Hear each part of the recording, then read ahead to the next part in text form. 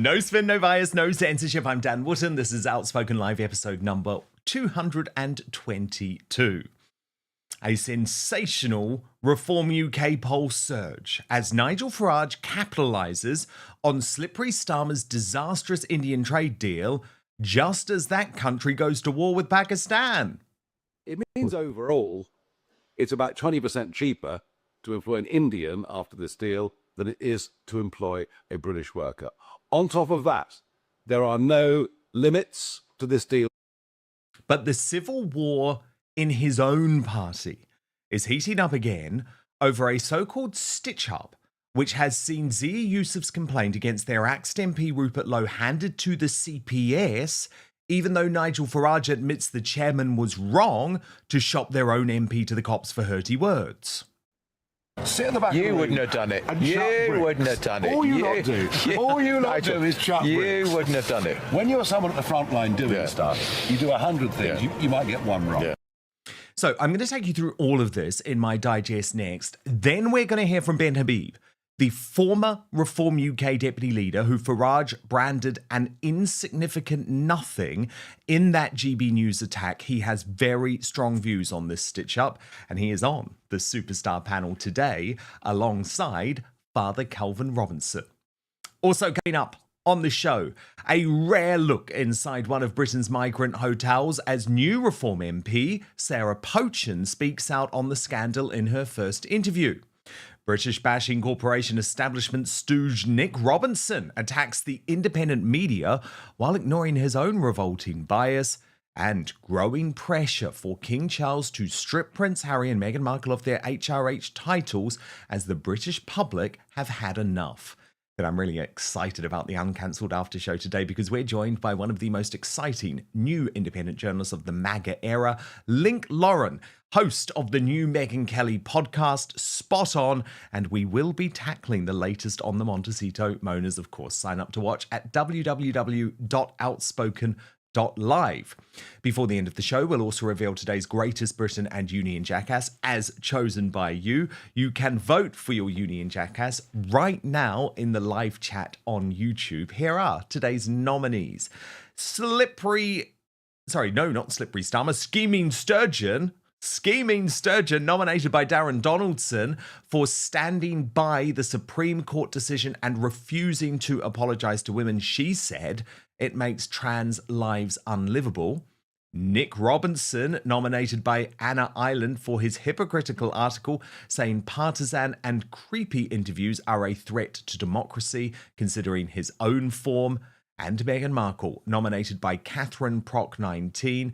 The Archie distraction photo is the reason why, while Harry steps out in Vegas after another takedown of his own family. Goodness me, that would be a tough call for me today. I'm trying to think. Meghan Markle, Nick Robinson, Scheming Sturgeon, all very bad people. Go and vote now in the YouTube live chat.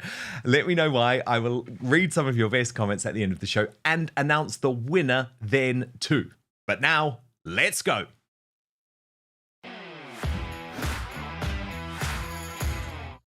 So the Reform UK surge is on. The party now polling at its highest ever level, higher than the Brexit Party ever achieved. At 29%, it is 7 points clear of Slippery Starmer's Labour, and the dying Tories, so desperate they believe the return of Boris Johnson could be the answer, is at just 17%. The worst rating for them since the resignation of Theresa May. So this is extinction level stuff for the party of Margaret Thatcher, which would only be the fifth largest in the country with just 23 seats. And yet again, it's Nigel Farage making all the running after the disastrous Indian trade deal, which is only going to encourage everything we have demanded multiple governments reverse. It means overall it's about 20% cheaper to employ an Indian after this deal than it is to employ a British worker. On top of that, there are no limits to this deal at all. And bear in mind that 500,000 people, yes, 500,000 people, have come into the UK from India in the last 2 years alone. It's honestly impossible to predict how many hundreds of thousands more will come on this deal. There's been no impact assessment, no analysis of cost, and absolutely no analysis of what this will mean for burdens on the health service and elsewhere. This government doesn't give a damn about working people. The Labour Party have this time, in a big, big way, betrayed working Britain. And that's why many people voted for us last Thursday. But for some reason, the government just doesn't seem to understand. Reform UK are the party of British workers. This deal is truly appalling. And I think what you'll see is Starmer's ratings in the polls plummet further. Which is really saying something, given how far down he has gone. And these polls mean panic. Cue panic from the MSM. They're trying a new line today. This is a new one. They're now trying to suggest that Reform UK is not a new force at all, and suggesting that it's actually Nigel Farage, not Slippery Starmer, not the dying Conservatives who destroyed the country.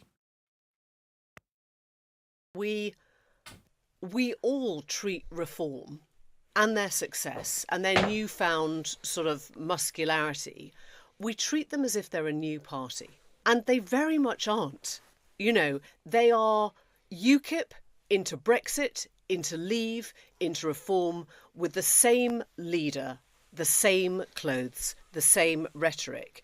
And I think that this is something that the government would actually do well to remember. You know, if people are sort of saying, well, oh, it's a scream of pain and they're going to provide the answers and they're the ones that are now sort of responding to the fact that we hate the main party politics, Britain is broken. Well, who broke it? You know, it was Farage's Brexit ideas and his Leave campaign. That shrank the economy by 5%. We've got higher legal immigration now than when we were in the EU. We've got a 15% slump in trade. We've got a £40 billion lost tax revenue. I think it's really important that we don't frame Reform as this sort of brand new creation of the last 12 months. It isn't. It is the same party that has done so much damage under a different name to this country. Now remember, Mateless and the fake news agents are the losers who believe that a few Labour MPs getting on TikTok might reverse decades of the population being ignored. This is utterly delusional stuff. And actually, I thought no one story summed up the trouble the UK is now in as Islam sweeps our nation than this. So it's about Labour's youngest councillor in the country, 19-year-old Daisy Blakemore Creedon, having to quit after being branded a racist by party colleagues. Now, she claims that she was subjected to bullying and anti-Semitic abuse at Peterborough City Council after calling for CCTV in minicabs, many of which are operated by Asian men. She said she was left deeply disturbed to be accused of targeting fellow Asian Labour councillors. So Labour and the left are in a complete mess as a result of Islam. And this is why, for me, it's so frustrating to see Farage also go to war with his own side, I believe, completely unnecessarily. Prompting headlines like this in the Express: Nigel Farage's cowardice and ego is slapping betrayed Britons in the face all over again. The Reform UK leader talks tough on the biggest issues of our time, but where is the delivery? And of course, all of this, this renewed Reform UK civil war is because Farage himself chose to launch an attack on VE Day of Ben Habib and Rupert Lowe. Confront them. Would you have him back now in the party, Rupert Lowe, after all of this? Ben Habib, is there a way back for Ben? Over my dead body. Well, he wrote a piece saying you didn't deserve your victory. Did you see it? I mean, I'm sorry, you get these small, very insignificant people who Say what you think, Nigel. who think they're more important than they are. They're frankly nothings. There you are. Yeah. And I mean, you know, I don't mind people sounding off. I don't mind people disagreeing with me. I never have done. As long as there's some fundamental underlying loyalty. And that's the one thing I demand. And of course, also totally unprompted, Farage chose to launch a VE Day attack on Tommy Robinson and Tommy Robinson supporters, remembering that Tommy Robinson remains behind bars in solitary confinement at HMP Woodhill for a piece of citizen journalism as a political prisoner. Were you confident, Nigel, all the time throughout that process that it was going to go that way? Of course. Well, I was confident that Rupert Lowe and the alt-right Tommy Robinson supporters on X, weren't much of a benefit to us. I was confident about that. But tellingly, Farage also launched an attack on GB News on his own chairman, Zia Yusuf, for the ludicrous decision to report his star MP Rupert Lowe to the police for hurty words.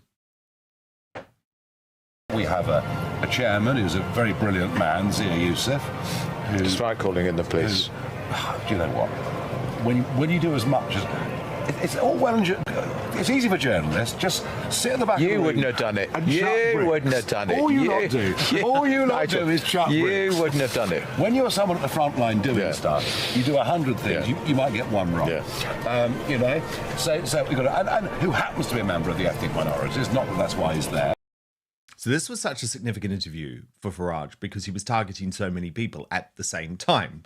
So first Rupert Lowe and Ben Habib, then Tommy Robinson and the so-called alt-right, then GB News itself in a clip that I played earlier in the week, but then Zia Yusuf.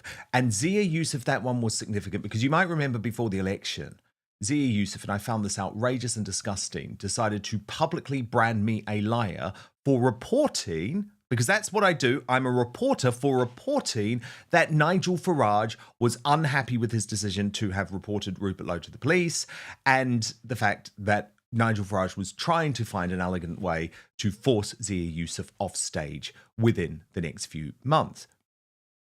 Farage confirmed at least half of my story publicly in that GB News interview. But of course, we know how Zia Yusuf operates now, down and dirty. So almost immediately after that interview, this story appeared in the Daily Telegraph. Rupert Lowe faces charge of threatening Reform UK chairman. Police hand evidence file to prosecutors after investigating report from Zia Yusuf. Now, Ben Habib, Reform's aforementioned former deputy leader, believes this is all part of a Reform Dirty Tricks campaign against Rupert Lowe. I'm delighted to say he joins me now on today's Superstar panel alongside Father Calvin Robinson.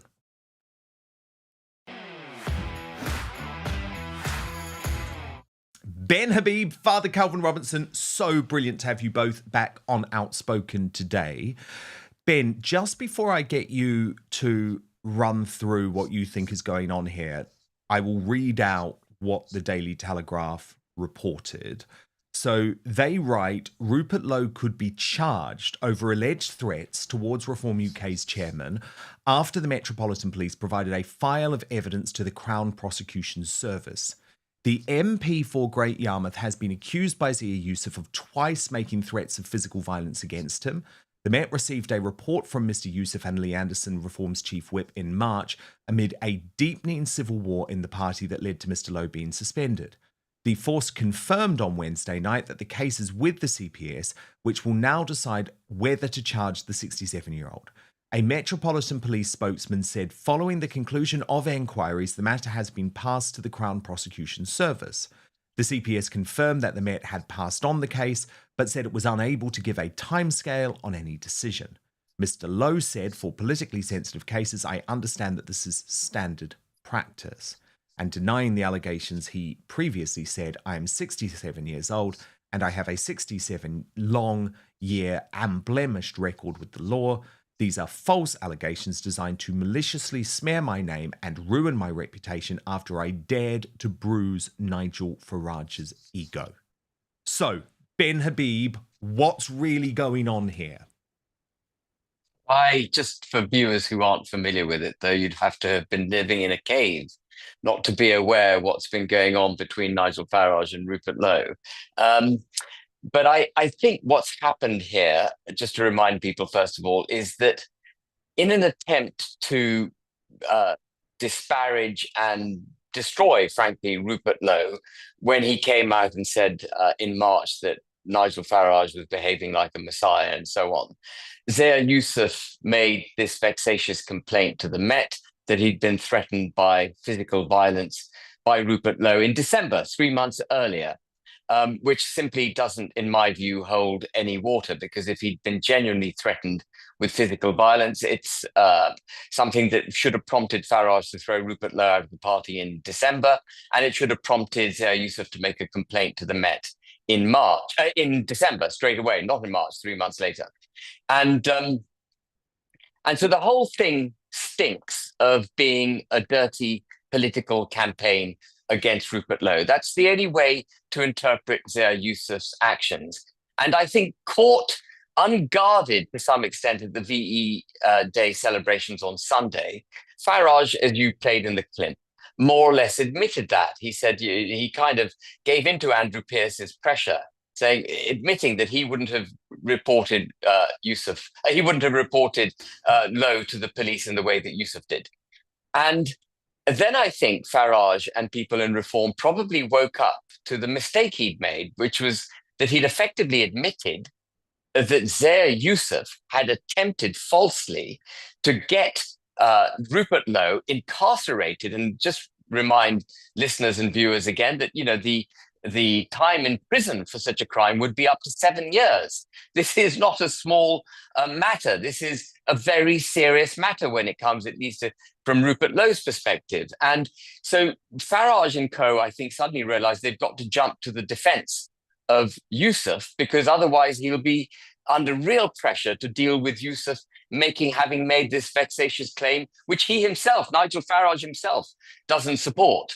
And so this article came out in the Telegraph in which it indicates that the matter is much more serious than we first thought, that the Crown Prosecution Service has now been brought in, and it suggests that charges are almost automatically now going to flow, particularly from the headline of the article. But the truth of the matter is that the files were handed over to the Crown Prosecution Service about 6 weeks ago. Wow. That it is absolutely standard practice for this to have happened. Wow. Because Rupert Lowe is a high-profile individual. He's an MP. Absolutely, wow. 6 weeks ago, this is not news. And it was designed, I think, to put a protective blanket, as I say, around Yusuf, so that the incidental remarks made by Nigel Farage can't damage him. It's to make it look like there is a genuine complaint against Rupert Lowe, and Yusuf was right in making the complaint. But I can say unequivocally now, even though others in the political field are not prepared to say it, that I don't believe there's even one iota of truth in Yusuf's complaint to the Metropolitan Police about Rupert Lowe. I think the whole thing is trumped up. It's all done from a party political perspective, and it is rotten. It is absolutely deeply rotten, because it seeks to destroy an individual. It's one thing, Nigel Farage, Yusuf and other people deciding that they don't want to work with Rupert Lowe and throwing him out of the party, having a different view to Rupert Lowe on these matters. But it is completely unacceptable that they should have made this a police complaint against him. Completely unacceptable. We should not deal in this type of lawfare on our side of politics. That's what the left do. And we should not use it against our own. And the thing is, and let me bring Father Calvin Robinson in here. The thing is, Father Calvin, I know that there is no way that this case should even have been handed to the CPS, right? Because I'll talk from personal experience. I have had someone who was a genuine threat to me send me a message threatening to slit my throat. And the Metropolitan Police would not take it any further, despite the fact that I had this message and I had the details of the person, because they said at this point there is no clear and present danger. This person would have to turn up to your house, would have to physically threaten you in some way. So I'm sorry, there's just no way that whatever happened between Rupert Lowe and Zia Yusuf, there is absolutely no way that anyone could genuinely think that Rupert Lowe poses a clear and present threat to the safety of Zia Yusuf. They had an argument. That was it.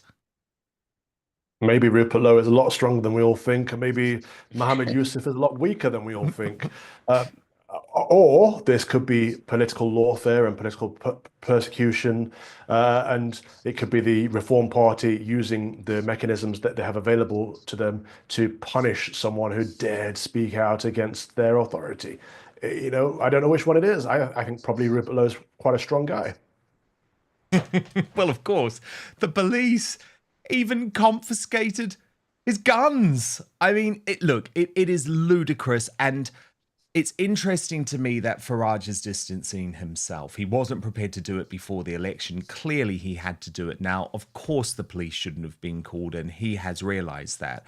But Ben, sorry to put you through it, but I do just want to get your reaction specifically to his comments about you. So let's just watch this again. Would you have him back now in the party, Rupert Lowe, after all of this? Ben Habib, is there a way back for Ben? Over my dead body. Well, he wrote a piece saying you didn't deserve your victory. Did you see it? I mean, I'm sorry, you get these small, very insignificant people who say what you think, Nigel. Who think they're more important than they are. They're frankly nothings. There you are. Yeah. And I mean, I don't mind people sounding off. I don't mind people disagreeing with me. I never have done. As long as there's some fundamental underlying loyalty. And that's the one thing I demand. So Ben Habib, a small, insignificant nothing who just happened to be the deputy leader of his party at the last general election. I just love it. I mean, it made me smile. At about 1:30 on Sunday, I started getting texts from people saying, you've got to see what Nigel Farage is saying about you. So I went back and had a look. And actually, it makes me laugh. It's a bit like being back at school, and the school prefects have decided to really put the boot into you. That's what it felt like. It was like being children back at school. But I put a little video out this morning in which I just explained to Nigel Farage that all of us on the political battlefield are insignificant. The only people that matter are the British citizenry, the people we represent. They're the significant interest. And the notion that I am insignificant is perfectly valid one, of course, but by inference, what he's saying is that he is supremely significant. And I think old Farage is missing a trick here. It's not about you, Nigel Farage. It's about this country. The reason people voted for reform, and by the way, I'm delighted they voted for reform in the local elections, because it sends a very clear message to the established parties that they're not doing the right thing. And, that's terrific. The electorate were engaged and behind, I hope, at least what they believe to be the right agenda for this country. But it wasn't a vote because they think Nigel Farage is a fantastic guy and he's the significant individual that we all need to back. He's the superhero of British politics at the moment. Without Nigel Farage, we would all be lost. No, not at all. It's not about your significance, Nigel Farage. It's about the hope and aspirations of the British people that they vest in you, that you will deliver this country to safety from the precipice on which it now stands. That's the significant issue. And he then went on to question my loyalty to him. And I would say this again, as I said in my video this morning, it's not my loyalty to Nigel Farage that matters. It's my loyalty to the British people. It's his loyalty to the British people. And frankly, it should be his loyalty to the people in his own party and to the movement that we all created. The movement, as I say, has been vested with hopes and aspirations. And he is now the grand old Duke of York. He marched people up to the top of the hill in 2016 to vote to leave the EU, and then he was nowhere to be seen. He marched people up to the top of the hill in 2019 and got the backing that Boris Johnson wanted for Boris Johnson, and then was nowhere to be seen. Now, is the grand old Duke of York going to be loyal to the British people and stand his ground and deliver for them? Because they've voted for him now. This is about the third or fourth vote that the British people have made at the behest of Nigel Farage.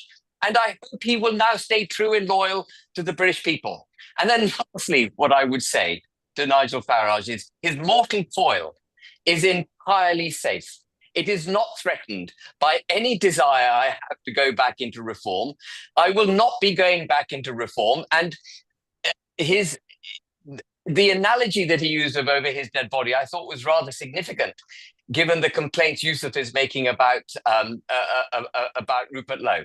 I do not threaten Nigel Farage's mortality in any way whatsoever, and least of all by any desire to get back into reform. I am here on the political battlefield merely to represent and fight for the British people's interests, and I am loyal to that cause. And that is it, simple. And can I chime in on this? Because I found Farage's comments disgusting. In the political landscape, Ben Habib contributed, and not to blow Ben Habib's trumpet, but he contributed to the Conservative Party, contributed to the Brexit Party, stood as a member of European Parliament, won a seat there, helped shape the Reclaim Party at the beginning, helped shape the Reform Party, has been on the streets canvassing, talking to constituents, helping people with their struggles. Particularly, there was a load of contributions last year. In terms of politics, Ben Habib has put a lot of effort into helping British people over the years. So he's not insignificant in that regard. In terms of humanity, we are all equally insignificant. And I think the projection from Nigel Farage to say that anyone compared to him is an insignificant, small person shows exactly the problem with Nigel Farage. It's all about Nigel Farage and how he sees himself relative to everyone else. I found it disgusting that he would speak about his colleagues, people who have fought alongside him for years, in a way as if there's something stuck on the bottom of his shoe. Well, thank you, Calvin. I'm grateful to you for saying that. Thank you. Very well put. Very well put. Breaking right now, the woman who has replaced Rupert Lowe as Reform UK's 5th MP, Sarah Pochin, has given her first interview to, surprise, surprise, GB News, which is now, I think we can all agree, a Nigel Farage propaganda channel. But she did raise a very fair point in regards to the migrant hotels up and down this country. Watch. Now, Sarah, the Labour Party would deny that there's specifically an issue about women's safety due to asylum seekers in the area. Is there any proof of that? Or were you hearing stories of this on the campaign trail? How do you come to that conclusion? Absolutely. So people would come into the office, women, telling me that they felt unsafe walking around their streets, felt that they couldn't let their children out to play, particularly daughters. Stories of illegal immigrants filming children, really horrific stuff. And also, I saw CCTV that had been taken to the police, but nevertheless, CCTV was shown to us of gangs at night in these houses of multiple occupancy, so private landlord accommodation that illegal immigrants are living in, drug dealing clearly going on, men turning up with knives, very, very threatening behaviour for in a street where, you know, you have normal, decent families. And I thought that was a very good answer from Sarah Pochin, because of course there's evidence of this. We know there is evidence of this anywhere near these migrant hotels. And we know there is a great cover-up going on about what is actually going on inside these migrant hotels. Well, I Am British Real has obtained footage inside a migrant hotel. They write, this is a Marriott hotel in the UK, 180 bedrooms packed, prayer room, games, all bills and meals paid for by taxpayer. It is the biggest scandal and disgrace of our lifetimes. We have been robbed blind. So before I get analysis from today's superstar panel, Ben Habib, chairman of the Great British PAC, and Father Calvin Robinson, let's have a look at this rare footage inside a migrant hotel that the Labour government doesn't want you to see.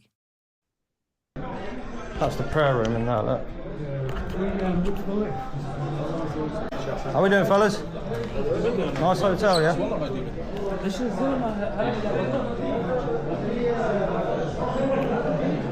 What's happening? What's happening? I'm not good. So we're back inside the Delta Marriott, former Hilton. 180 bedroom. How are you? Is it nice here? Yeah? Who knows? How are you? Yeah. How are we in here is what I'm going to ask you. How are we in here? Can we go outside for a second, of course, please? of course. Can we go outside for a second? We can talk about that, Yeah. please. Yeah, all right, don't push your point. No, please, just Yeah, we've already explored the building. Serco office, get that bit. How are we, fellas? Connect 4. Can we have a quick Connect 4? All good? Is it nice here? Nothing's wrong with it. Come with me, we are good. Yeah? It's busy in here, man. It's too hot out there. Get the aircon on. You know this.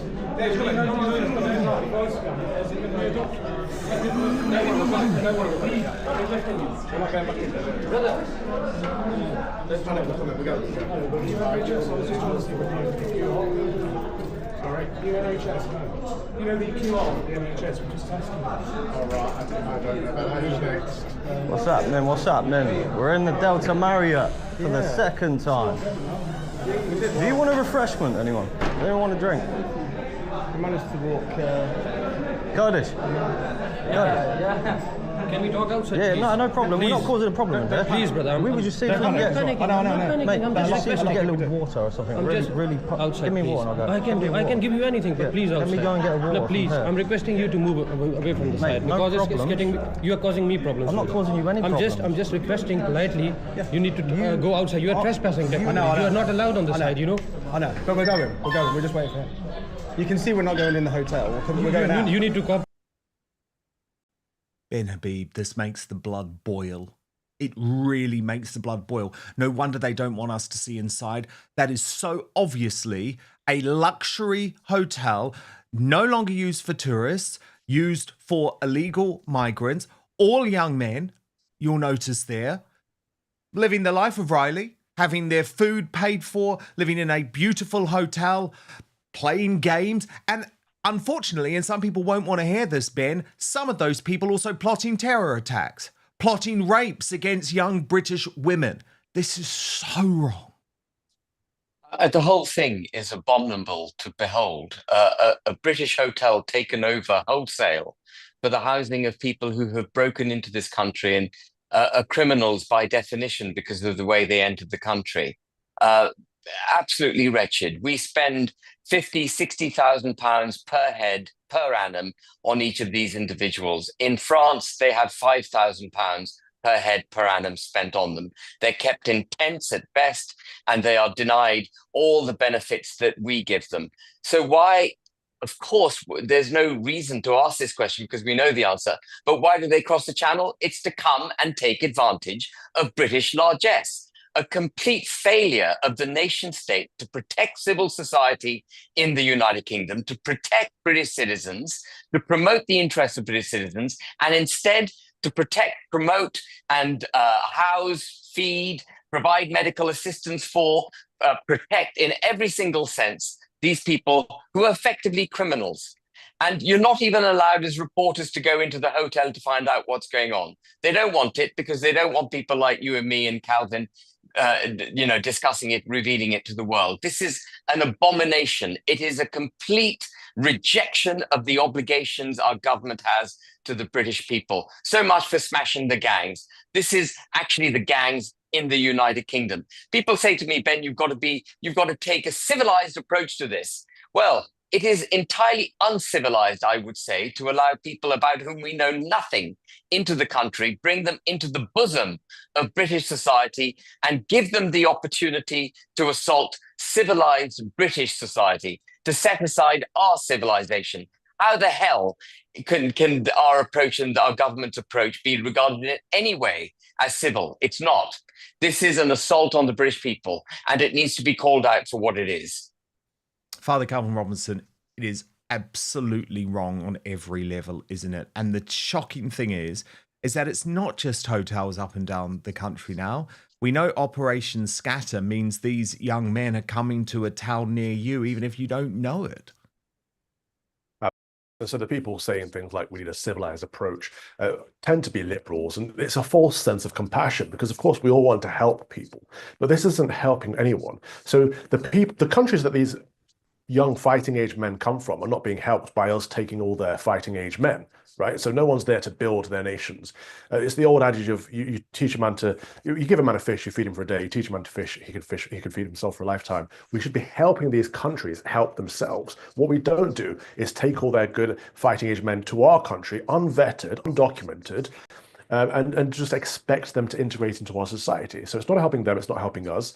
And of course, this is happening all over the country, up and down the country, in places that people have had no say in it. If you've got a small town or in the coastal region and there's a big hotel that's been taken over by these illegal immigrant centres, that's going to have a disruption. It's going to disrupt your way of life. It's going to disrupt the local services and resources in your area. People should have a democratic say on if they want their city or their town or their coastal region to become a hotbed for illegal immigration. And if they don't, then the government needs to find another approach, another way of dealing with this. Having open borders helps nobody. It's suicidal empathy. You know, the Christian tenet of love God and love your neighbor means that first and foremost, we love our God, but to love our neighbor, we have to have a neighbor. We remove our borders, we don't have a self, therefore we don't have another. Therefore, who do we love?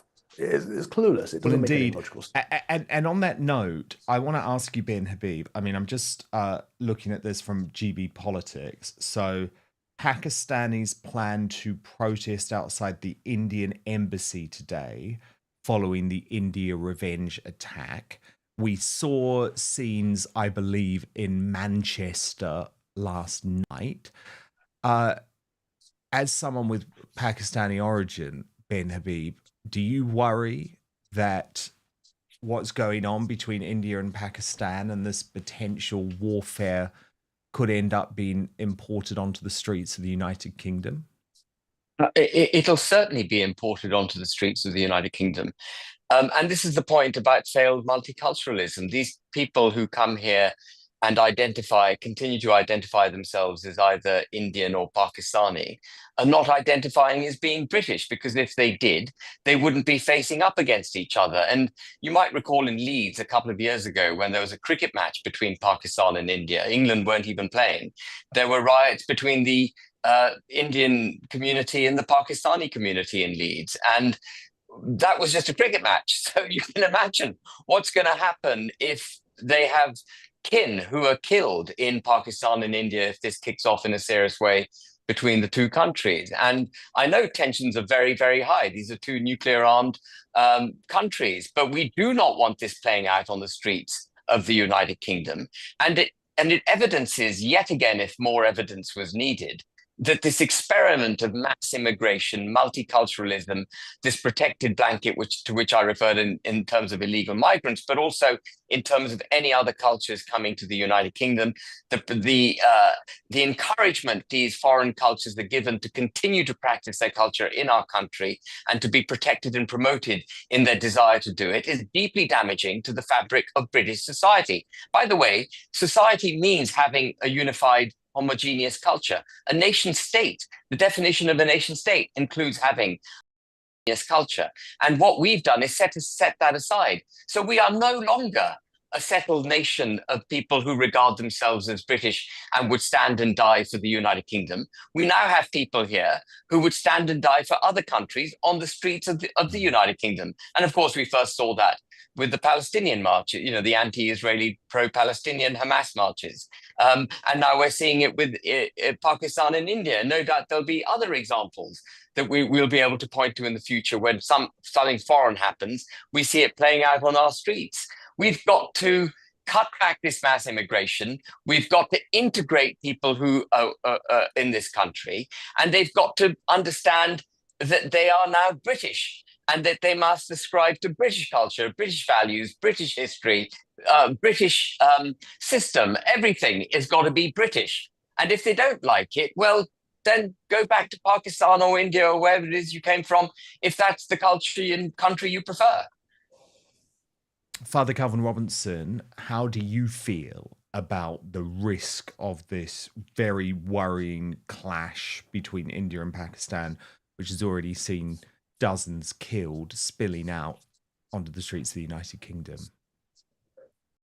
a couple of years ago with the clash between the Hindus and the Mohammedans up in the Midlands. It's foreign wars, foreign interests that genuinely have no interest in what's going on in Pakistan or in India, but I don't want it spilling onto the streets of the United Kingdom. And when vast swathes of our major cities are the British people being replaced by Indian people and Pakistani people, well, of course this war is going to interrupt our way of life too. I can't see any way around it other than to say, look, this is Britain. We have British values, Christian values. If you are going to live here, you integrate and take on board those values, or like Ben says, go home, go somewhere else. Like, people aren't obliged to be here. We don't want foreign wars in our land. We've had too many of them over the last few years.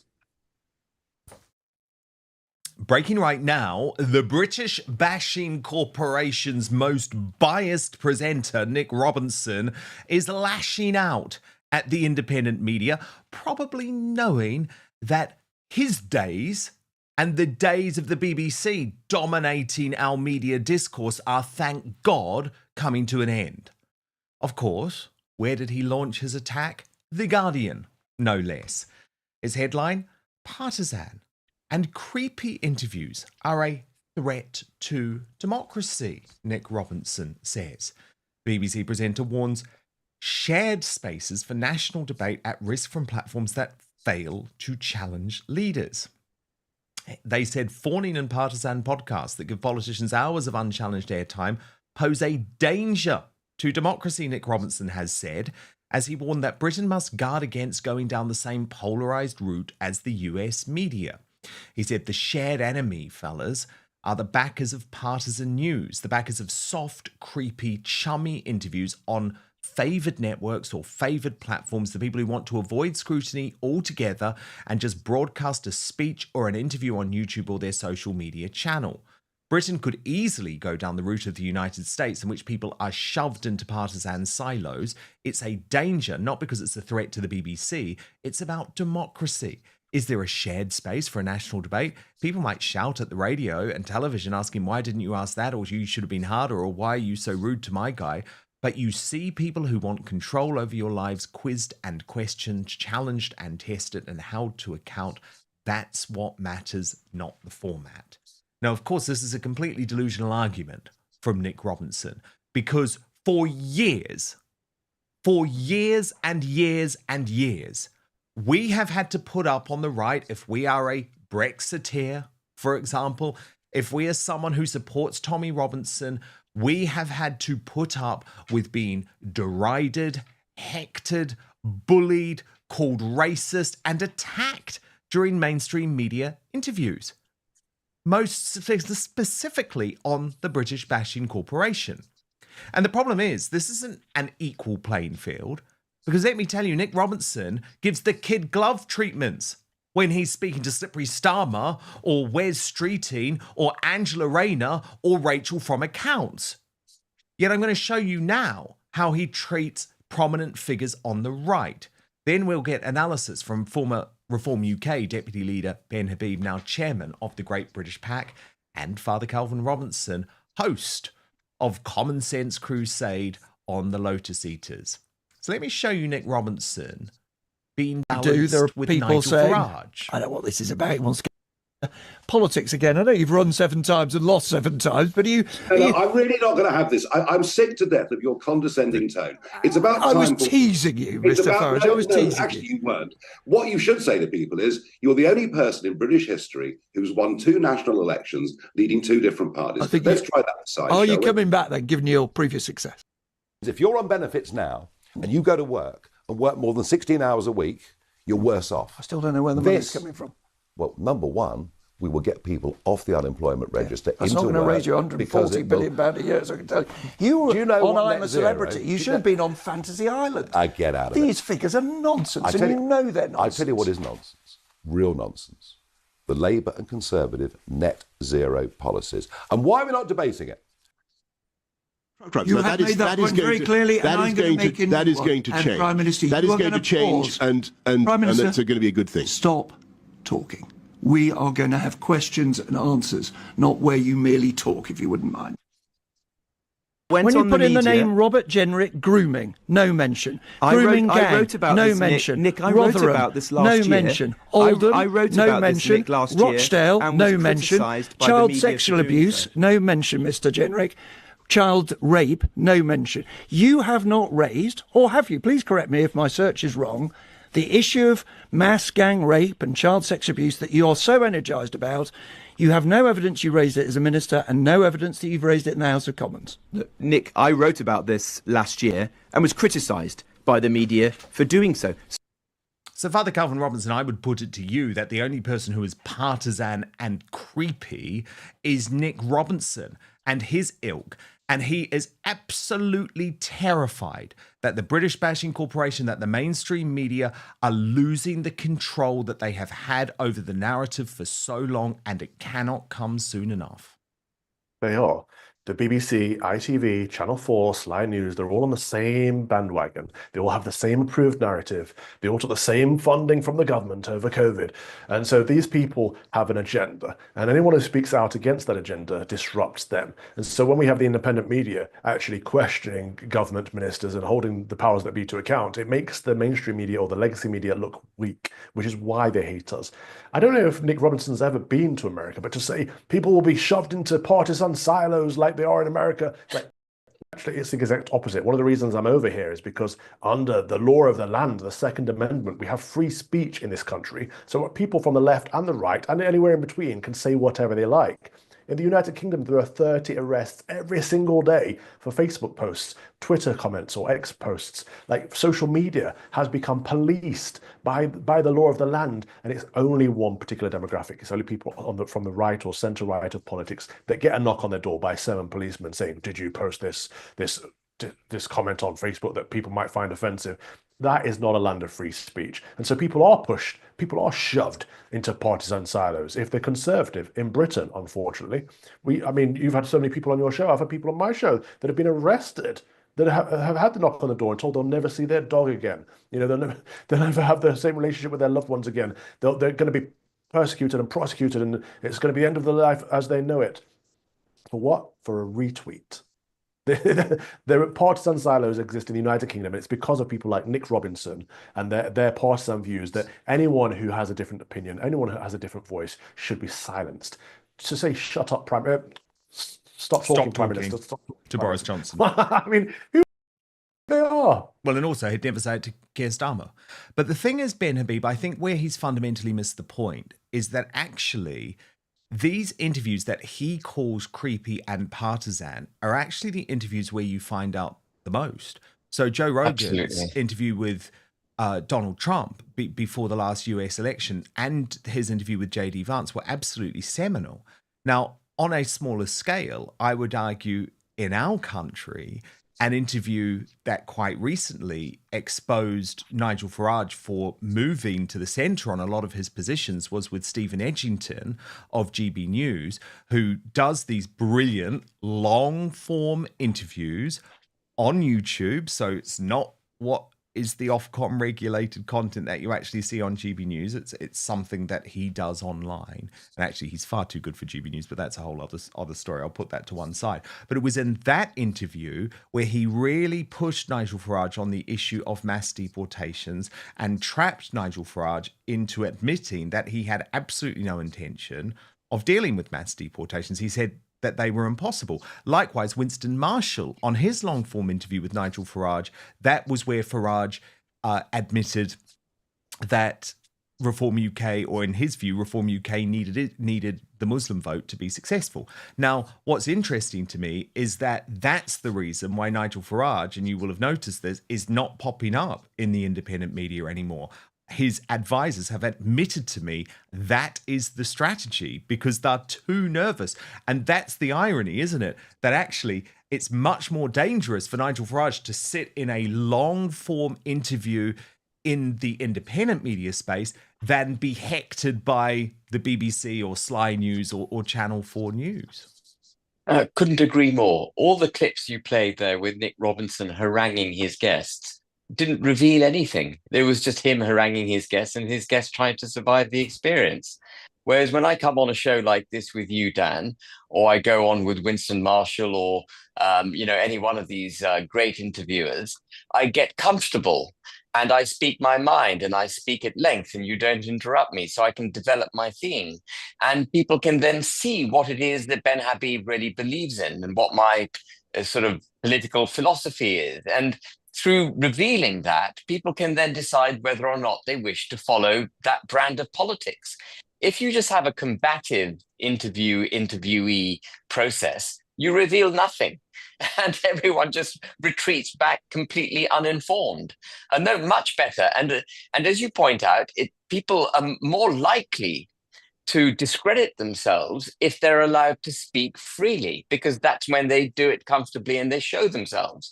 And so if you, and this is of course one of the biggest arguments in favor of free speech, is if you allow people to speak freely, even people whose views you despise, you are more likely to make sure that they don't hold office, that they don't command government and so on. And so it's important that you have these independent channels, if the independent channels are the only ones that will allow people to speak.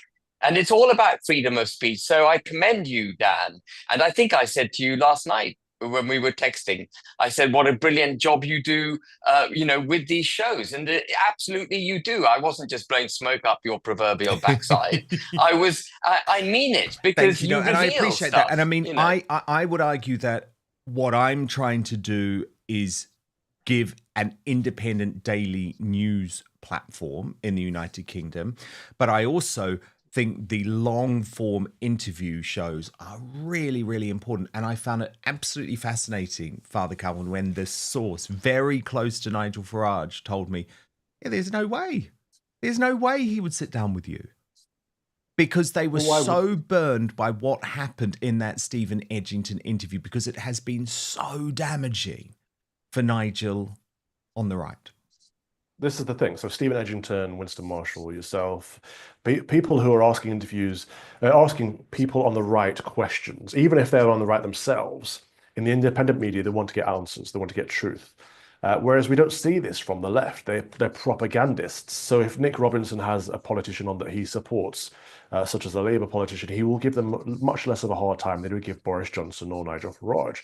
This is one of the reasons people are turning to the independent media, because they know there's an integrity there you don't get in the legacy media. If I sit down with Reform, Reclaim, UKIP, Heritage, doesn't matter. I'm going to want to get to the truth of the matter, the crux of the matter, because I'm a British voter and I care about my country. Whereas lots of the so-called journalists in the mainstream media are actually activists from the left wing of politics, and they don't care about the truth. They don't care about the country. They care about winning, because they care about power and influence. And this is one of the reasons that the BBC needs defunding, because all the people on there are peddling their own agenda, peddling the approved narrative, and it's all about the BBC's influence over the British people, which it's held for a long time. And thank God it's now losing that grip. And it is worth pointing out, actually, I'm not going to take credit for this. It was World by Wolf, who does some brilliant work on X, who just compared and contrast the way that you answered, Ben Habib, the mass deportation question with Stephen Edgington, compared to how Nigel Farage answered it. So let's look at Farage first. Hundreds of thousands of illegal immigrants are in Britain at the moment. Do you support deporting all of those people? It's impossible to do. Literally impossible to do. For us, at the moment, it's a political impossibility. But is it your ambition? No. So it's pointless even going there. So it's a rhetorical problem. It's a political impossibility. We simply can't do it. From a demographic perspective, if you look at immigration levels, the white population in Britain is declining as a percentage, and will likely become a minority within our lifetime, or maybe in my lifetime. I don't know. Yeah. For you, it's already is a that minority in London, right? And in Birmingham and other places, Leicester. Is that a problem for you? Is that something that you're concerned about? The rate of demographic change is of massive concern to me. Fascinating, isn't it? Because you can see, thanks to those long form interviews, we're able to compare and contrast directly very important differences in terms of how our politicians want to deal with these issues, Calvin. It is. And again, it gets back down to the truth. What's the truth of the matter? Do the politicians we have want to make a difference to our country? Do they want to close the borders? Do they want to fight that fight that will be incredibly difficult against the mechanisms of the civil service and the other politicians in Parliament? Or do they want to sit on those nice green seats until they can sit on the red seats and get the luxury life? I love that. Yeah, and a seamless transition from the green to the red. Yes. But Ben Habib, one thing I've noticed, and I'm interested in your take on it, and it has, I guess, come at quite a personal cost to you in a way. One issue I think we have in the UK, and I do want to be very clear, I'm not attacking these individuals because I think a lot of these individuals are brilliant and I have them on Outspoken often. But I do think there's a real blurring of the lines at the moment between commentators who claim to be independent when really they are effectively Reform UK Party supporters. Now, some people would call them propagandists, some people would call them shills, but let's just say they are Reform UK supporters. So at times they feel like they have to defend the indefensible. And I think there's a real blurring of those boundaries because while I am absolutely someone who voted for Reform UK at the last election, I'm clearly on the right of politics. I'm very honest with my audience about how I'm feeling and about who I'm going to vote for and about this is why I voted for Boris Johnson and this is why I voted for Liz Truss and this is why I supported Nigel Farage. But I'm not trying to run for Reform UK, Ben Habib. I never want to work for Reform UK. I never want to be an MP. And this is what concerns me because I think we're seeing some people, especially when it came to the situation with you and with Rupert Lowe, where they are peddling a party position rather than giving independent analysis. I couldn't agree more. People who had been quite polite and congenial with me for many years, whom I'd, campaigned with, etc., and had interviewed me on the media, had been incredibly friendly and supportive. And then as soon as I was critical of Reform UK or Farage, my God, what I got from them was really quite remarkable. And but so be it. That's I will even go on the BBC though, Dan. I'll do whatever I need to. I'll take any format of interview in order to allow myself the best opportunity to reveal my political philosophy and what I believe this country needs, because you've just got to do that. Yes. So I have no issue with that. And actually, by the way, I have no issue with someone like Darren Grimes, who is very open about the fact that, yes, he's in the independent media space, but he's now a Reform UK councillor, right? He's not trying to hide that. I would question, and let me use a name because I'm going to be honest about it, I would question someone like Matt Goodwin, for example, who is presenting himself in a lot of ways on his Substack or on his GB News show as someone who is an independent journalist in a way, or an independent commentator, when my understanding is actually he is effectively really wanting to become part of the party, wanting to be an MP. And that's where I have an issue. I don't mind the people who are honest about it. If you're a Reform UK member and you believe in Reform UK and you're going to support Reform UK regardless, I'm absolutely fine with that. But I just think there's a slight blurring of the lines going on with some people. But look, stand by, Ben Habib, Father Calvin Robinson, much more from you in just 1 minute. And we have to talk about this extraordinary new poll showing that the political pressure is now piling on King Charles to take action against Prince Harry. And by the way, do you know the BBC, the British Bashing Corporation, has had to apologise because they were so one-sided in their coverage of that delusional Prince Harry interview. So I'm going to tell you all about that in just 1 minute. Don't go anywhere. But first, I never recommend anything unless I truly believe in it. And today I've got something which is game-changing for you when it comes to underwear. Have you ever stopped to think about how crucial comfort is down there? Well, let me tell you, today's Outspoken proudly sponsored by Sheath, the revolutionary brand shaking up men's comfort across the globe. This is what makes it even better, by the way. Sheath, and I love this, founded by a US Army Army veteran Robert Patton while he was serving in Iraq back in 2007. So that's right, this isn't just any underwear brand. It was designed for the toughest conditions imaginable. Patton was battling relentless heat and discomfort in full combat gear, and he thought there has to be a better way, so he created it.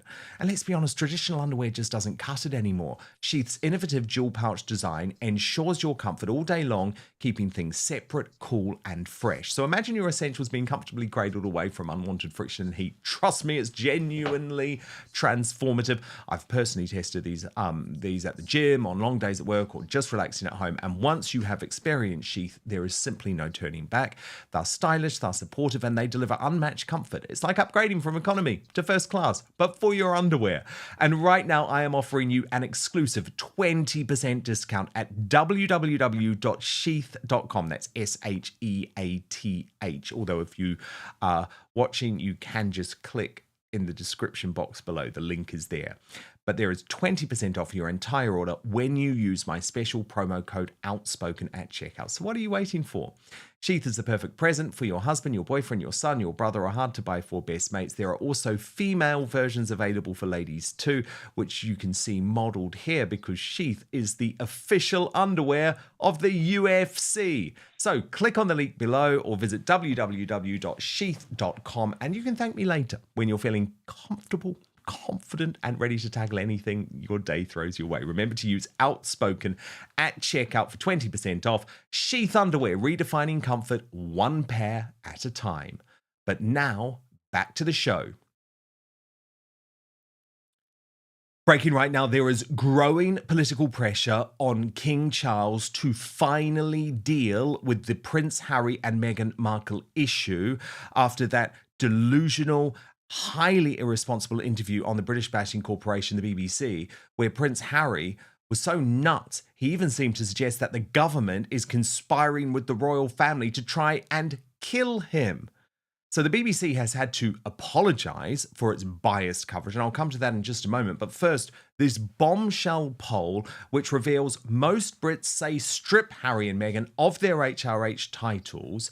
And the Find Out Now survey is massively conclusive. This is no longer a close call. Should Prince Harry and Meghan be formally stripped of their titles? 67% say yes, 33% say no. Who do you support in Harry's row with the King? 64% say Charles, 36% say Harry. Now, it's no surprise, given that in the interview, Harry, one of the most privileged men in the world who had every benefit in life provided to him by the British state and by his birthright, claimed that he is now the victim of an establishment stitch-up.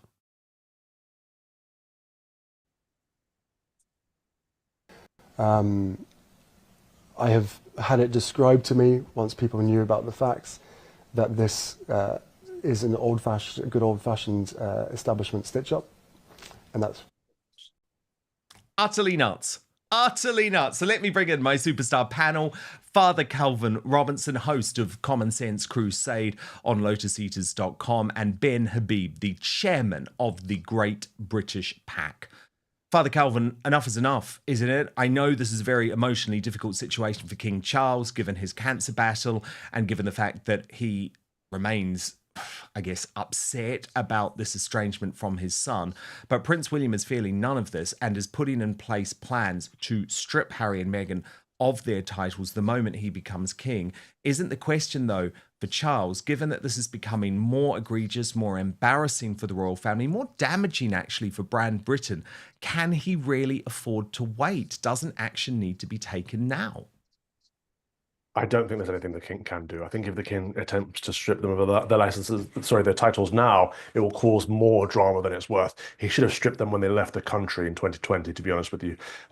When the king passes away and Prince William takes over, that might be a new transitional period, so that might be a perfect time to do it, to remove them of their titles, which they should no longer hold because they're not working royals and they are celebrities in LA. But absolutely, they should have their titles gone, but I don't think now is the right time for the king to do it, to be honest with you.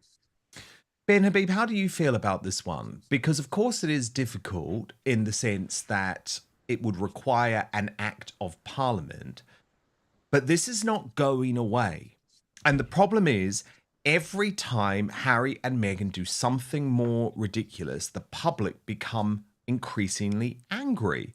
And there is an insanity, is there not, in the fact that we have someone in our line of succession, that we have someone who is still able to use their HRA titles despite the Sandringham Summit agreed with Queen Elizabeth II, who hates our country, who hates our people, who's claimed we're all racist Brexiteers. Seriously, that's what he said in the Netflix documentary, and who has 2 children, Prince Archie and Princess Lilibet, in the line of succession, yet he will not allow them to visit the United Kingdom. I'm sorry, I believe as a monarchist, this starts to become untenable. Well, if it's an establishment stitch-up, I'd like to be stitched up in the way he's been stitched up all his life. Tell me about it. All the privilege, richness, and then opportunities, entitlement, etc. he's had, he should be extremely grateful. I mean, I think I agree with Calvin. Any attempt now to strip him of his title would just put more fuel on the fire. It would give him greater cause to complain that he's, woe betide me, I've been treated so badly, etc., etc. In a way, I wish we could just ignore Harry. And I agree with you, though. He does seem to hold the country, his family, the people in contempt. But of course, he's not alone. There's so many people on the public stage. Keir Starmer, for one, who I think absolutely ticks those boxes. And by that measure, he should be stripped of his prime ministerial position. But, here we are. We just have to see what the future holds. But the thing is, he has, Father Calvin, been really resentful, it feels like, of England and the English people for a long time. Like, look at this. It's something I'd love to do, and now I've had the chance once. I suppose I've got quite into it. And at the end of the day, if you join the army, you expect to go on operations.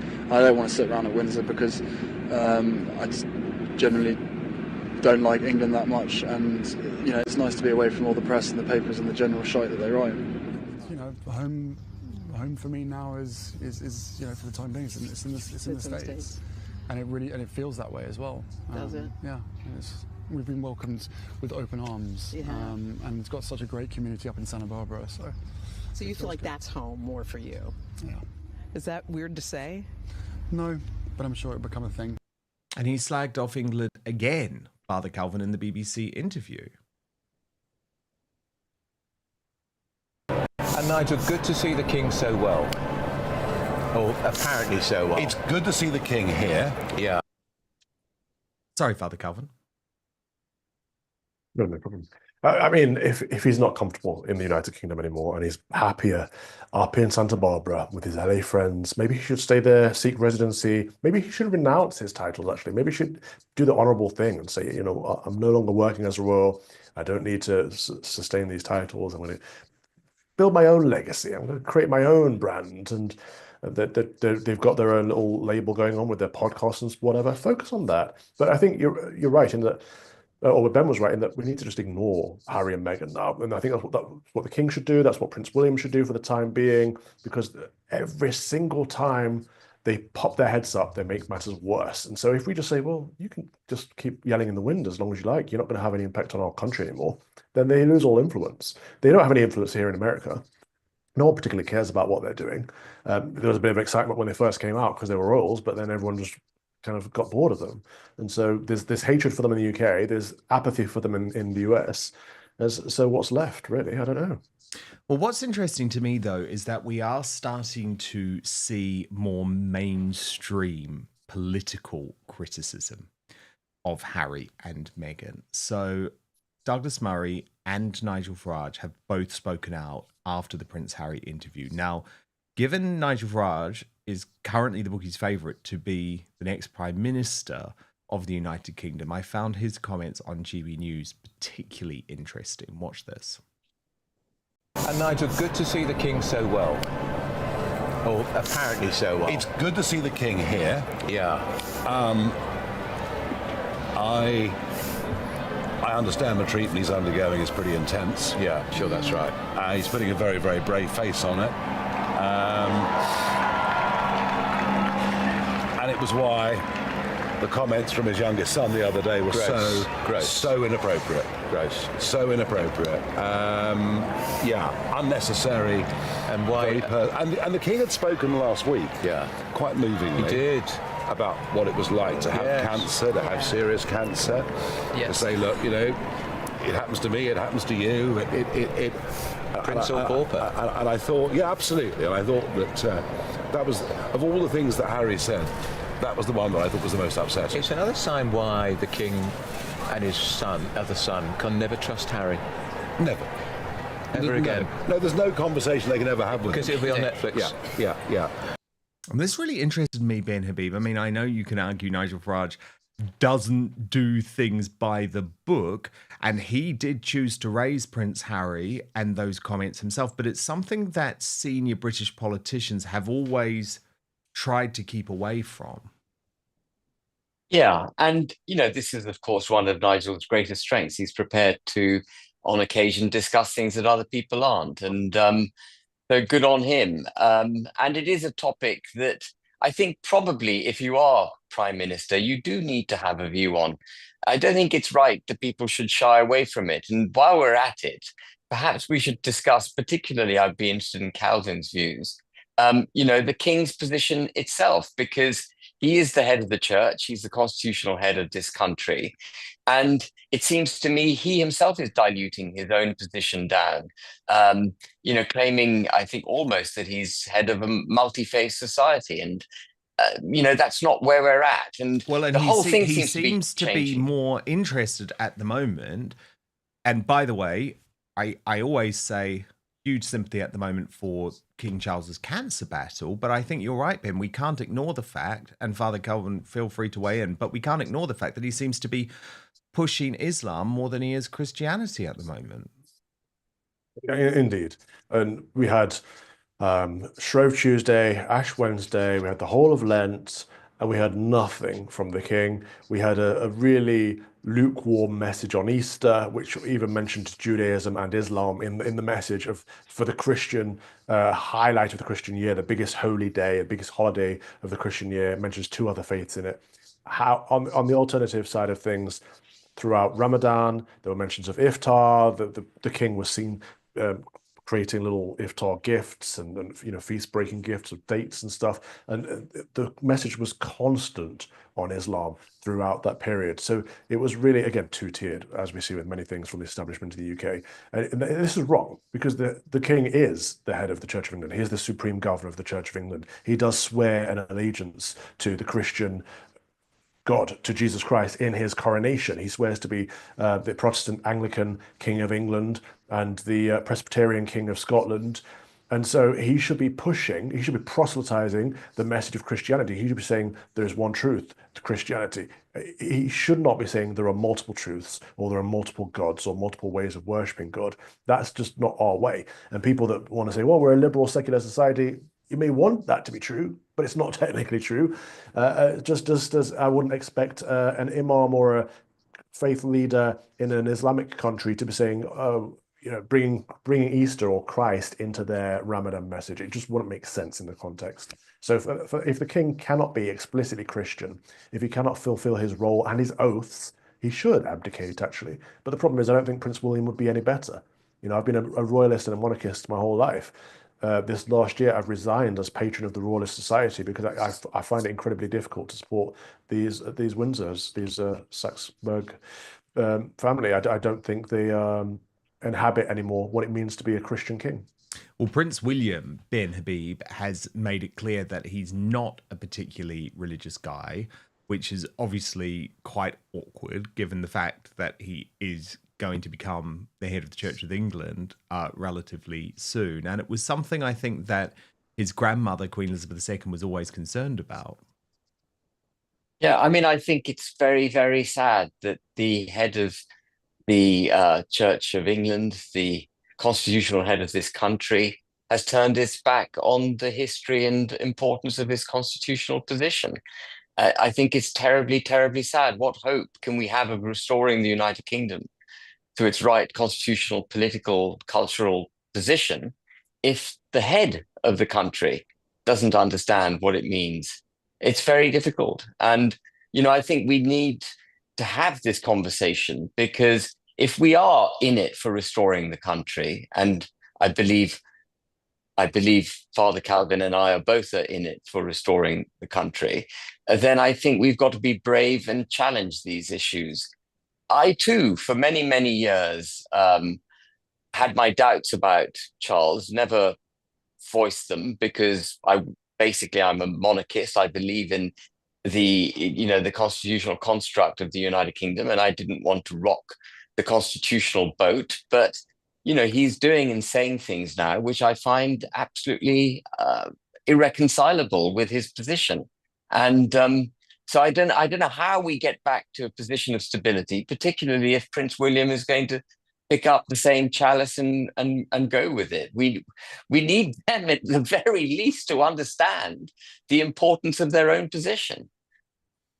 The issue with the Prince Harry interview with the BBC is the fact that, just like with Oprah Winfrey, he made a whole load of fanciful claims, many of which could not be backed up by any evidence, many of which were conspiratorial at best. And of course, as ever with the BBC, they decided, because he's their guy, he's their woke prince, to give him a completely clear ride with no challenging and no wider challenging in the coverage that surrounded the interview. So here's just one example of what Prince Harry said. That is knowingly putting me and my family in harm's way. Everybody knew that they were putting us at risk in 2020, and they hoped that me knowing that risk would force us to come back. But then when you realise that didn't work, do you not want to just keep us safe? Whether you're the government, whether you're the royal household, whether you're my dad, my family, despite all of our differences, do you not want to just ensure our safety? And I'm calling for, the Home Secretary and the government to do a review of RAVEC. And I'm also asking for an R&B assessment that I haven't received since 2019. Now, this whole thing is so nuts, right? And there were so many questions that the BBC could have asked Prince Harry directly about that. Okay, so why is it safe for you to travel to Ukraine?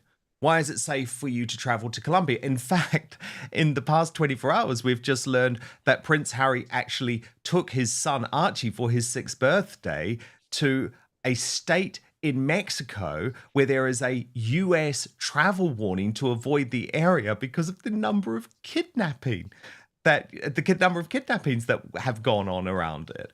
But the BBC has now had to admit a lapse in its editorial standards following that Prince Harry interview, because they never cross-examined his rant and just gave him an uninterrupted platform.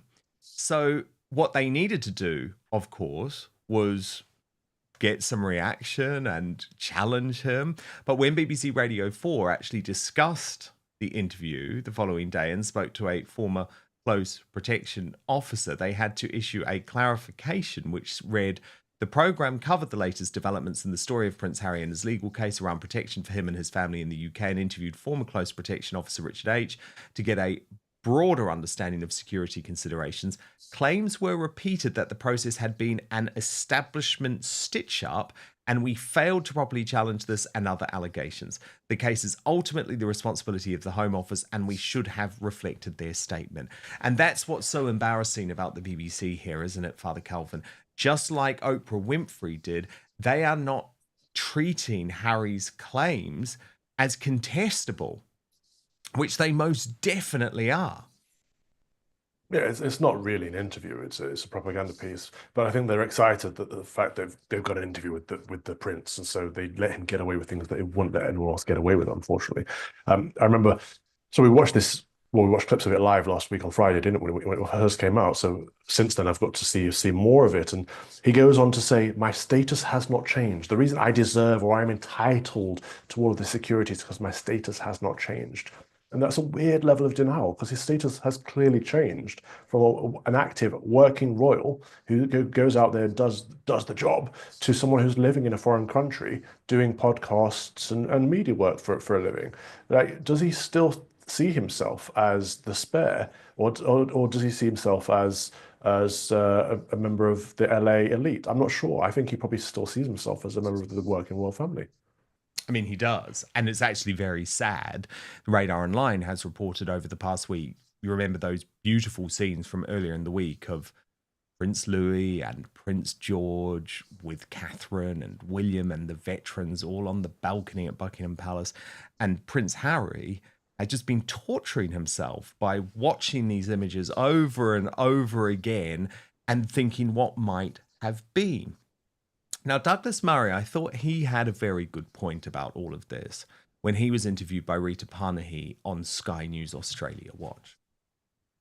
You know, now, when he says that members of his family don't want to take his calls, I mean, it's very hard to know whether he realizes why that might be. Because the reason it might be is that whenever any member of his family speaks to him, they might find what they said either written up in another book or relayed in interviews with the BBC and other channels. So, you know, it's a very peculiar thing that's going on in Prince Harry's head. And I feel very sorry for him if he can't grasp this. If people around you know that you're likely to run and broadcast what they say in private to the world, then yeah, they might be reticent in speaking to you. And the way to mend that isn't to go on television and relay the fact that they're not speaking to you at the moment. I mean, if he said, I want to reconcile with my father and I'll do anything it requires, but I think it should be done away from the cameras and without any spare volume 2s or anything like that, and there'll be no cooking shows involved. It's just a family matter. If he did that, maybe he could actually make this reunion that he wants. But this is the worst way to go about it. I can't imagine who is actually advising Prince Harry other than possibly for his wife, because I think only she could give him PR advice this bad. I think it is Meghan. I mean, this is straight from her playbook, it seems, to go to the media, to whine about something that is just going to make that problem far worse. And is now claiming that they never claimed the royal family or any members of it were racist. I mean, they're trying to completely rewrite history. And Ben Habib, it's a fair point, isn't it? As soon as you try and negotiate something like that in public, it's not going to happen. No, it's not going to happen. I thought Douglas put that brilliantly, and I thought his closing quip was even better than the exposition itself when he said that, you know, and the way to do it is not to go on air and say, no one's speaking to me. No, it's very sad. I tell you, just as a bit of a digression, have you noticed that Harry's accent is changing? He's got an American lilt to it. Have you noticed that? Yes, he does. So he's clearly acclimatizing to his new home. It's that weird sort of like tech boy accent, isn't it, Calvin? When like Brits go to America and they sort of, you can't get that, Father Calvin. Don't start talking like Prince Harry. If you ever hear me start talking like a Los Angeles tech boy, please tell me to my face, because I hate that so much. But it is difficult. You know what? Out here, it's hard for an Englishman. We watch American films and TV all the time, so that we understand them. They don't understand us. You say something like simple, can you put the rubbish out? Huh? Okay, so you have sympathy for Harry there. I guess he has to be understood. Look, absolutely brilliant stuff. What a superstar panel today. Father Calvin Robinson, host of the Common Sense Crusade on lotuseaters.com, and of course Fox and Father as well on YouTube, and Ben Habib, who is the chair of the Great British Pax. So good to have both of you with us today, and so much feedback coming from you on this discussion, of course, in regards to reform. So Candy Chambers has written in to say, reform policies are what we want, so we need to vote for them. However, you need someone like Ben Habib to actually make it all happen. because I am not sure Farage will actually do as he said. And then in terms of Nigel Farage's comments, Millie said, this is with the ones on GB News, Millie wrote, why were they even talking about politics? It was supposed to be to celebrate VE Day and remember those lost. And two of you made exactly the same point that I was thinking when it came to the shocking footage from inside the Migrant Hotel, A23 UK. Where are all the helpless women and children in the hotel? All I see are grown men. And Sue Hansey wrote, not a woman in sight at the Marriott. Okay. Greatest Britain Union Jackass time now. Reminder of your UJ nominees. Scheming Surgeon, nominated by Darren Donaldson for standing by that Supreme Court decision, refusing to. Well, she didn't stand by it, did she? She said that it was wrong. Sorry, standing by her position regarding the Supreme Court decision, refusing to apologise to women and saying that this decision makes trans lives unlivable. Nick Robinson, nominated for Anna Island 17 for that hypocritical article saying partisan and creepy interviews are a threat to democracy, considering his own form. And Meghan Markle, nominated by Catherine Proc 19, and it's for the Archie distraction photo while Harry steps out in Vegas after another takedown of his own family. And your results are in. In third place with 23% of the vote, Nick Robinson. The runner-up with 31% of the vote, Scheming Sturgeon. But today's Greatest Britain, it's an honorary win for Meghan Markle with 47% of your vote. Greatest Britain time now, and nominated by Darren Donaldson is the US actor John Lithgow. He writes, the new Harry Potter TV show Dumbledore actor for saying the following regarding the trans debate and J.K. Rowling. I have my own feelings on this subject, but I'm certainly not going to hesitate to speak about it just because I may disagree. It's a matter of nuance. I think she's handled it fairly gracefully. Well, thank you, John Lithgow, for dealing with that fairly gracefully, unlike the former Potter stars, those snivelling little brats, Daniel Radcliffe, Emma Watson, and Rupert Grint. And I love it when an actor who you like actually says something sane, because John Lithgow is actually one of my favourite actors. Very, very good actor. Okay, coming up in the Uncancelled After Show on Substack, much more royal news. And today we've got Link Lauren on board. We're really going to get into this shocking decision by Prince Harry and Meghan Markle to travel to Mexico in spite of this travel warning while complaining about security in the UK, plus revealing a massive Meghan Markle lie in that Jamie Kern-Lima interview. Link Lauren's brilliant. He's got his new podcast coming. It's on Spot On with Link Lauren, and you can watch right now by heading over to Substack. www.outspoken.live is the address there. We are back live tomorrow at midday UK time, midday Eastern, 9 a.m. Pacific. But I should tell you that I was actually back on the Megyn Kelly show for a special episode that we filmed last night. So if you do want a bit more content with the amazing Megyn Kelly and me, head to her feed to see that. If you're watching on YouTube or Rumble, please do subscribe, turn on the notification bell. I'll see you tomorrow, I hope. And most importantly, I promise to keep fighting for you.